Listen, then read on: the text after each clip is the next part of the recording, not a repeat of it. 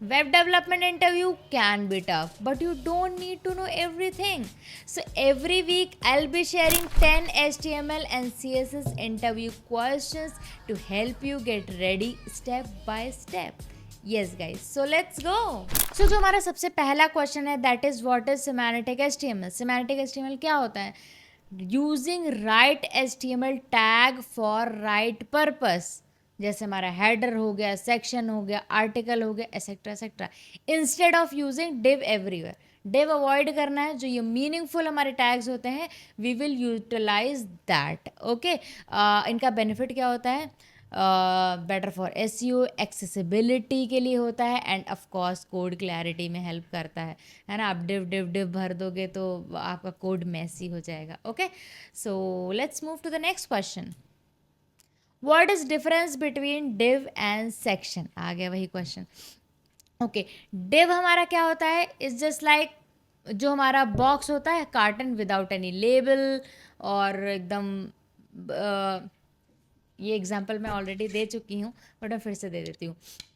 ये है ट्रांसपेरेंट भी नहीं है, दिख भी नहीं रहा, कोई लेबल नहीं है. अब इसमें कोई सामान आप भरोगे, 10 डिब्बे हैं, it's very difficult to figure it out कि किस में क्या सामान रखा है. That is div. Okay, but अगर हमारे पास 10 डिब्बे हैं जिन जो ट्रांसपेरेंट है, लेबल लगा हुआ है उसमें कि ये सामान ये है, सो आप क्या करोगे? तुरंत पता चल जाएगा अच्छा ये इसके लिए है. So that is the exactly difference between section and div. Section हमारा क्या होता है? ये मीनिंगफुल टैग है हमारा. Okay, but div is just for generic content. Okay, so let's move to the next one. अब इसको किनारे रख देते हैं. What are the new HTML5 elements? कौन कौन से हैं? सो हमारे as usual header, footer, article, section, navbar, aside. ये क्यों आए? So that they provide more meaningful tags instead of div div div. हम उससे पहले डिव ही यूटिलाइज करते थे, है ना. बट आफ्टर HTML5 जब हमारे टैग्स आ गए, now to make your layout more meaningful we have to utilize these HTML5 new tags. okay, so अब बढ़ते हैं हम क्वेश्चन नंबर 4 की तरफ. what is the purpose of alt attribute on images? अब इसका क्या है, इंपॉर्टेंट है. ऑल टैग्स हमारा किस लिए यूज़ होता है? जैसे कि आपने फ्लावर की इमेज लेट सपोज यूज़ करी. ओके, उसको आप ऐसा नहीं कि ऑल टैग्स में कुछ भी नाम दे दोगे, आप एग्जैक्टली वही नाम दोगे. क्यों? क्योंकि अगर आपकी image by chance because of some internet issue या किसी भी वजह से आपकी इमेज लोड नहीं हुई, तो वो यूज़र को क्या करेगी? वो टेक्स्ट दिखा देगी जिससे कि उसको पता चल जाएगा ओह यहाँ पे वो इमेज है. प्लस एक्सेसिबिलिटी में हेल्प करती है ना. जो इनको डिसेबिलिटीज़ वगैरह होती हैं तो वो रीड होता है, मतलब वॉइस से वो समझते हैं, तो वॉइस रीडर उसे रीड कर लेगा ऑल टेक्स्ट की यहाँ पे ये इमेज है. इसीलिए हमें जो ऑल टेक्स्ट हैं वो बहुत डिटेल देना चाहिए. ओके, प्लस ये SEO में भी हेल्प करता है रैंकिंग में. Okay, so that is the purpose of alt text. Okay, so अभी बढ़ते हैं हम 5th वन की तरफ. सो जो हमारा 5th क्वेश्चन है that is how do you make a website mobile friendly. Most important question, ये आपको आना चाहिए. Okay, so to make your website responsive use media query, scalable images, flexible layouts. Okay, and after using all this check in all the screen sizes you can say, है ना, कि आपकी जो website है वो किस तरह से बिहेव कर रही है डिफरेंट डिफरेंट स्क्रीन साइजेस पे. ओके, सो ये आपको करना है. Okay, so let's move to the 6th question. Difference between ID and class in CSS, basic and important. ऐसे समझो, ID हमारी यूनिक होनी चाहिए और एक पेज पे एक ही ID, मतलब ऐसा नहीं हो सकता आप रिपीट करो, है ना. बेसिकली वो JS के लिए यूज़ करते हैं. सिंगल ID होनी चाहिए. क्लास क्या होता है? रीयूजेबल, मतलब एक सेम क्लास आप मल्टीपल बार यूज़ कर सकते हो. सो अगर आप लेट सपोज कुछ स्टाइल कर रहे हो, आपको चाहिए background red.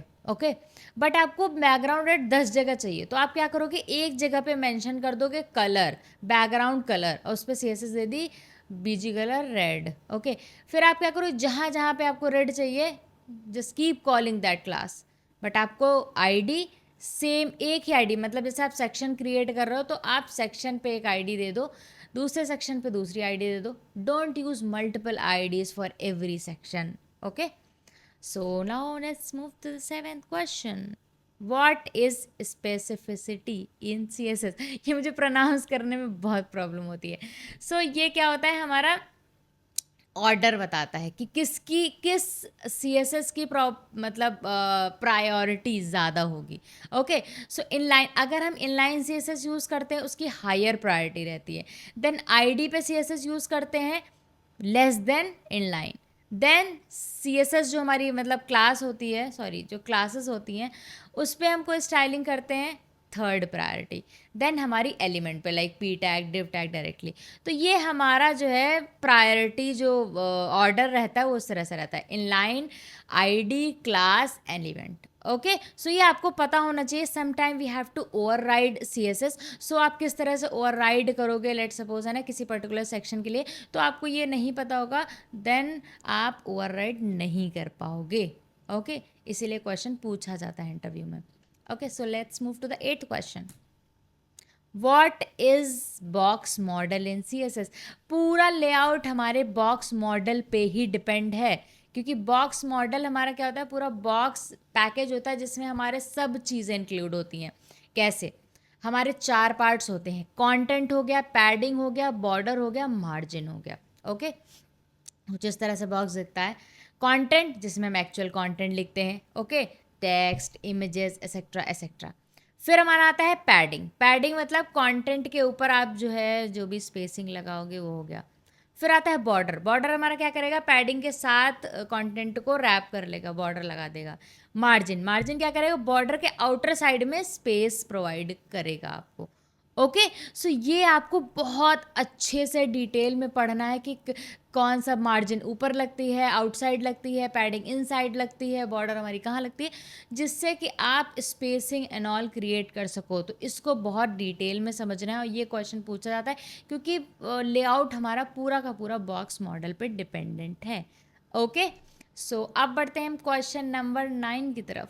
What is difference between opacity, display none and visibility hidden in CSS? Okay, so ये काफ़ी कन्फ्यूजन क्वेश्चन है. मेरे को बहुत कन्फ्यूजन होता था मेरे टाइम पे, बट मैंने इसको बहुत अच्छे से शांति से अच्छे से समझा. So now I am clear. Opacity जैसे आप समझ रहे हो, ओपेसिटी मतलब ट्रांसपेरेंट करना. तो किसी चीज़ को अगर आप ट्रांसपेरेंट करोगे तो वो क्या, ऐसा थोड़ी होगा कि वो गायब हो जाएगा. वो स्पेस भी लेगा, प्लस वो इंटरैक्टिव भी होगा, क्योंकि उसको तुमने क्या कर दिया है, लाइट कलर कर दिया है, बट वो वहाँ पे अवेलेबल है. सो ट्रांसपेरेंसी, अगर हम ओपेसिटी 0 देते हैं तो क्या होता है, वो इनविजिबल तो हो जाता है, बट वो जगह भी लेगा और वो क्लिकेबल, इंटरैक्टिव सब कुछ होगा. ओके, विजिबिलिटी हिडन में क्या होता है कि हमारा वो एलिमेंट जो है दिखता नहीं, इनविजिबल हो जाता है. वो स्पेस भी ऑक्यूपाई करेगा वहाँ का, लेकिन वो इंटरैक्टिव नहीं होगा. मतलब आप उस पर होवर करोगे या क्लिक करोगे तो उस टाइप का कुछ नहीं होगा, बट वो स्पेस लेगा और इनविजिबल होगा. But okay, display none, completely removed, मतलब आपको कोई भी सेक्शन आपको हटाना है तो ना वो स्पेस लेगा, ना वो इंटरैक्ट करेगा, और दिखेगा तो है ही नहीं. एकदम जैसे शक्तिमान गायब होता है उस तरह से ये गायब हो जाएगा. Okay, so that is a difference between all three. अच्छे से समझ लो, अगर कन्फ्यूजन होता है तो कमेंट बॉक्स है ना. Okay, so now let's move to the last question, that is 10th question. Difference between relative, absolute and fixed position. Most important. Relative क्या होता है, जैसे कोई एलिमेंट है लेट सपोज है ना, और हमारा कोई बॉक्स है, तो वो एलिमेंट आपका वहीं पे, आप टॉप लेफ्ट राइट उसको मूव करना है तो आप कर सकते हो, then you can use relative. Absolute में क्या होता है कि एब्सोल्यूट हमारा पेरेंट पे काम करता है. जो प्रॉपर्टी हम पेरेंट पे दिया होगा, लेट सपोज एक हमारे बॉक्स है, इसका ये पेरेंट है, पेरेंट पे मैंने रिलेटिव दे दिया, तो अब ये इस रिलेटिव टॉप 10 दोगे तो इस रिलेटिव जो बॉक्स होगा उसके 10 पे बिहेव करेगा, लेफ्ट उस पे बिहेव करेगा, है ना. सो ये पेरेंट के जो हमारी स्टाइल होती है उस पे काम करता है, जो हमारी पेरेंट का प्रॉपर्टी होगी. अगर पेरेंट पे नहीं होगा तो सीधा बॉडी पे लेगा, मतलब ओवरऑल टॉप बॉटम कहीं भी ले लेगा, डिसबैलेंस कर देगा पूरे जो स्ट्रक्चर को. ठीक है, सो नियरेस्ट पहले पिक करता है, नियरेस्ट नहीं मिलता है तो फिर आप आराम से पूरा कवर कर लेगा। ओके, फिक्स्ड पोजीशन, इसको आप कितना भी चाइल्ड पेरेंट कहीं भी लगा लो, ये कहीं काम नहीं करेगा। ये क्या करता है, व्यू पोर्ट पे काम करता है, पूरी स्क्रीन पे। लेट्स सपोज जैसे आप बॉटम टू टॉप वाली जो बटन होती है आप देखते हो फिक्स रहती है नीचे, क्योंकि वो स्क्रीन साइज पे है, जैसे मूव करोगे टॉप पे चली जाएगी।